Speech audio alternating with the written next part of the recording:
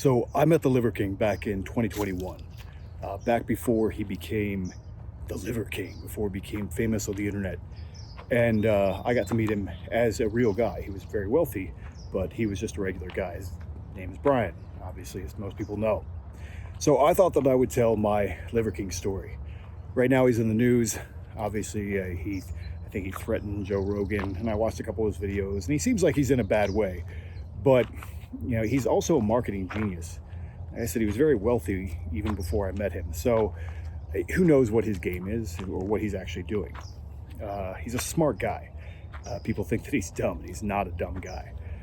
So I figured I'd tell my Liver King story because it's fun, and they were good times.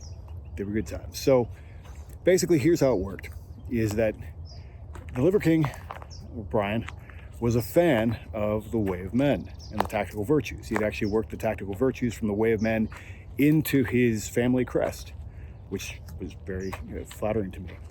And but he had also made a lot of his staff read the Way of Men because he was into tribalism and all the things that are the Liver King. So he offered to fly me out to speak to his staff.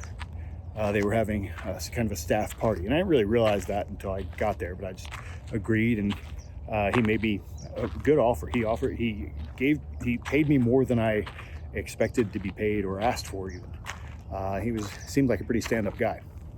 So he flew me out to his compound in Houston, and I met him, I met his wife. They set me up in a guest house that's bigger than any house that I've ever actually lived in. And so, I get there and he takes me out wakeboarding. He meets me, we talk a little bit, and we go out wakeboarding. Now, I'd never been wakeboarding, but I was there to just do the thing. Whatever they wanted me to do, I was going to do it within reason.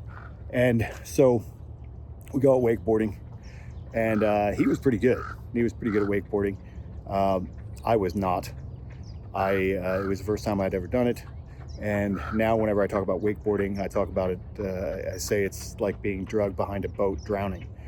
Because I could never get up on the actual board. I think he would set me up, I would get all ready, and then the boat would start, and I would just fall under the wakeboard and get dragged along behind it until they stopped the boat. And we did this maybe 10 times. And then finally he's like, "Do you want to do it again?" And I was like, I think we're good. And he's like, "Yeah, it took us a few weeks to actually get it." So not everybody gets it on the first day, although he did say that I was the worst wakeboarder that he'd ever seen. So, I was there to just do their thing. Like I said, I drank a bunch of raw eggs with his wife. They gave me some liver for breakfast. I had dinner with his family. It was very wholesome, to be honest. His kids worked out. They were paid to work out. That wasn't just for the internet. They were doing that before, which I thought was a really good example to set. That was kind of their allowance, was they got paid to work out, and they seemed like pretty good kids. And we had dinner with his family. It was basically ground beef patties and then a little bit of avocado and maybe some other things, maybe some sweet potatoes, something like that. And we're just getting ready for the next day when I was supposed to speak at his event. So his event was for his employees who had done his Barbarian Challenge and read The Way of Men. So they figured they'd invite the author of The Way of Men out to speak at their event, which was pretty cool. So we're waiting his giant driveway, and a stretch Hummer pulls up, and it's filled with all the guys get into it, and it's filled with hard kombucha, because they're a very health-oriented company, but they wanted to drink a little bit, so the hard kombucha was like the top of the line.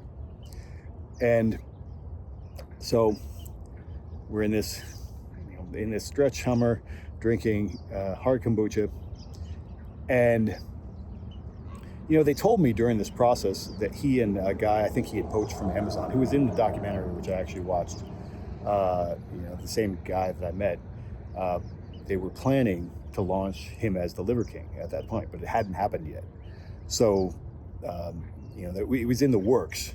and he said he'd hired a crew from LA or something to come out and record him and do production and all that kind of thing. So I don't think he really knew what he was in for yet. I actually asked him. I'm like, how are you gonna deal with all the comments and all the stuff? Because I've been baby famous. I'm not really famous. I've had some articles written about me. People recognize me in airports and things like that. But it can be something that people aren't really ready for a lot of times. And so we'll talk more about that maybe later. But so I'm out with Liver King and his staff for their party, basically. And that was pretty. We show up at their site, and Liver King has like all these guns and everything set up. It was some guy who was really into guns, and we shot some guns. We shot some ARs and some different kinds of guns. And I'd done that before, so I felt pretty comfortable with that on ping, ping, ping. And then after that, we go up to the main house. This is a different property, like hundreds of acres. And it has this big infinity pool. There's a picture of me and Liver King in the infinity pool. And then the next thing is that we're going to ride ATVs around his property. And so he has these awesome ATVs out there, and everybody gets in one. I've never driven one before, but like I said, I was there to do the thing. And Jack Donovan, I can't just be a pussy and be like, I'm afraid to ride this thing. I've never driven before. So I jump in this thing, and I have to admit, I've never been an ATV guy, but it was a lot of fun. It was a lot of fun, and I would have to say that one of my best memories from that entire year is riding an ATV, and Liver King is actually in the passenger seat of the ATV that I'm driving. After I'd driven it around a little bit and made a lap or two around the property, and it was just wild. You could see the character that he was going to become. He's in the seat beside me, and we're driving through this water, and it's like I don't know, like 3-4 feet deep, and I just gun it to get through the water, and we're and the water splashing up, and Liver King's like, yeah, and I was like, that moment, man, that was so fun.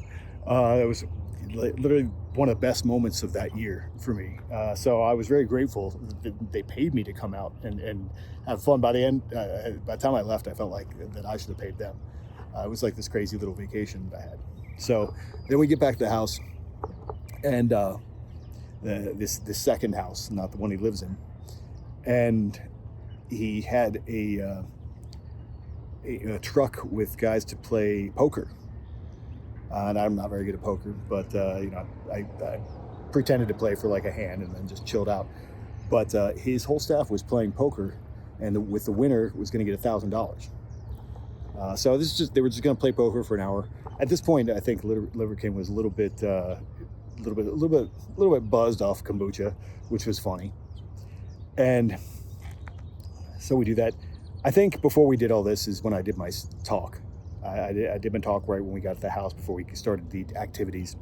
And, I just tried to give a reasonable talk on tribalism and whatever I forget what I even talked about, whatever I was thinking about at that time. I always feel like I have to come up with something new when people invite me to speak somewhere. So I did that, and, it was well received. Maybe if you wanted me to be a little bit more like, you have to be hard and all that. I don't really do that. So anyway, so just a wild, crazy day. Then we go back to the house, and the wives had actually been cooking for us the whole day, which again is correct. The wives have been out there cooking this great like meat feast for us. So we just came back and then ate all this meat at his house, which was pretty fantastic. And so I think I had a couple drinks and whatever, but I got to talk, to Brian, the Liver King, throughout the weekend. And he was he seemed like a pretty solid guy. He was pretty intelligent, and he knew what he was talking about. He did mention the whole steroid thing, and said that he wasn't on them. And to be honest, I gotta tell you, I've been around a lot of guys who were on a lot of gear, and they still didn't look like that. So he got me a little bit. Like I was like, I've seen dudes on gear. It's not like that was unfamiliar to me at this point. And man, I've never seen abs like that in real life in my life. It was pretty amazing. So I was impressed. I was like, I'll have what he's having. So actually, when I went home, I did do the carnivore diet for a little bit. My experience with carnivore diet, and I've done that some version of carnivore or paleo a bunch of times in my life, and it seems more just like partitioning carbs and fat, which is what they tell you to do, is what makes it harder to gain fat on it. I didn't really lose any weight on it when I did it. It was just wasn't a big improvement. For me, it's like, oh, you can probably eat some more calories than you normally do because of the fat, but beyond that, it wasn't a big game changer for me. So I don't really do carnivore, but it seemed like he really believed, like the Liver King really believed what he was talking about. I mean, I went out. Him and his wife did do the grounding walking. I wasn't allowed to bring my cell phone into the house because of the EMFs. I guess they had worked that out, so there were no EMFs in the house, or that's what they said anyway. And and then he and his wife did an ice bath. They had converted a hot tub that was in the backyard, that had been built into the backyard, into an ice bath. And I mean, I've sat and watched the Liver King do that for, I think, 13 minutes. He sat in that ice bath. And his wife, who was all of probably 110 pounds, also did the ice baths for 13 minutes, which I thought was hard. She was really funny. I actually really enjoyed talking to her. She seems like she's in the game, whatever he's doing, And so, I mean, I just have this memory of doing the ice bath at his house, and his wife was sitting there with a timer. She was gonna time me. She's like, "You're new, so only 7 minutes," which is actually a lot for people who do ice baths. But I was like, "All right," and she's just sitting there, and she's like a drill sergeant. She's like, "I'm not gonna start counting until you put your hands under the water," which is the hardest part of ice baths I've found. So that was pretty wild. It was just kind of funny. So she's sitting there watching me and trying to keep my hands under the water, so she'll count my 7 minutes. And then I get out and walk around the pool with Liver King. It's hot out. It's Houston. It was nice. It was nice. No, ice baths are not really my thing, but it was a nice experience. It was really cool. So that was my whole weekend with them. We tried all the things. They talked about some of the things that they got from Paul Saladino. They talked about the nutrition. He had a wide range of knowledge, and he kind of laughed that I was eating Metrix bars. I had brought them because I wasn't sure if there was gonna be food at the house or what. So he's like, "Oh yeah, I used to do those," and I think that came up in the Netflix documentary that he had worked at a GNC or something like that, and then he was running some GNC scams. So I mean, maybe there were always some integrity issues there with him, but I also hate the online natty or not culture. I think it's a loser culture, and I think it's basically just gossip for people who, it's like, oh, if you want to do some gear, do some gear. If you don't want to do some gear, shut up. It's the guy who exposed him, whatever, I just think is a gossip columnist, just trashy. I hate that kind of stuff. And that's why I did want to make this video about, talking trash about the Liver King, because like I said, he was really good to me. And obviously, he's a smart guy, but I don't think that he was probably ready. Like I said, we talked about it a little bit, but I don't think he was probably ready for the fame and how big that was going to be and how much it was going to change his life. And it's funny, when I watched his character for a while and saw how it evolved after meeting him and talking like a regular person, talking like a regular dude about things that we were both interested in. I really enjoyed talking to him. He was, it seems like he became kind of WWE character, which we are the same age. Liver King and I are the same age, so like it tracks in the timeline that he would be like, I'm gonna act like I'm on WWE, like I'm the Liver King, like it seems like that's what he drew his character from. Yeah. So obviously now he seems like he's in a bad place, like maybe with maybe he feels like he has to keep it going and just keep doing crazier stuff, which probably isn't going to lead to anywhere good or anything to really be proud of. But to be honest, personally, you know, I feel like maybe he should just take a break and reconfigure and figure out what he wants to do, because he's obviously really smart, has been really successful in life, and maybe just take some time off to reconfigure, think about what he really wants to do, because he can still probably do whatever he wants. I mean, he has tons of money, or he did. Maybe he's running out of money. Maybe that's the problem. Who knows? But integrity is important, and I feel like maybe that's where somewhere where he messed up. I think maybe he didn't realize the repercussions of putting himself out there and doing what he was doing. Because I don't care that he was doing what he was doing. I mean, like, I've met tons of guys who were doing tons of stuff, and like I said, they didn't get the results that he got. So he was doing something impressive, So I made a post about this on X, and this is what I wanted to close with: is that it's easy to say that how you would handle all that fame and all that attention, but until you've had it, you really don't. You can say, well, I would do this and I would do that, but he obviously created this situation. I created a lot of pressure for himself to be a certain way and to keep getting attention. And I think when you get that kind of attention, and then it's driven by views and traffic and all those kinds of things, and you're doing stuff that maybe you wouldn't do, but you're like, well, it's working, so I'll just do more of that. And I've really tried to avoid doing a lot of that myself, because I don't want to be a clown. You can get a lot of attention being a clown, but it's not necessarily the kind of attention you want. So, I'm like in my X post about it, I was like, well, we can all say that we want to do.